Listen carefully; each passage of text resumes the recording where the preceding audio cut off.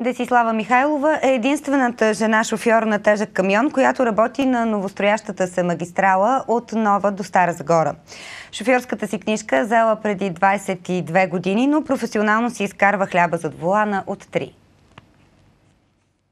Десислава Михайлова обича шофирането. Започнала е да се занимава с това първо в армията, после в куриерска фирма и оттам попада на най-тежката машина, която е управлявала в живота си – 15-тонния самосвал.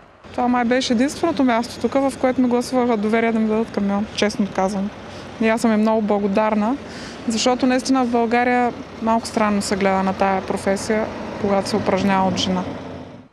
Деси ходи на работа с удоволствие и помага на колегите си, ако се наложи.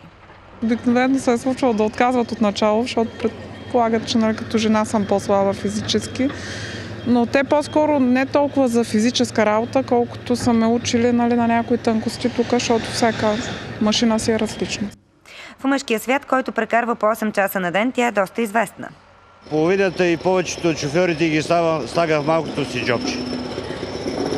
Грижи се за автомобила си, прави дори повече курсове от тях. Това е, което мога да кажа за нея.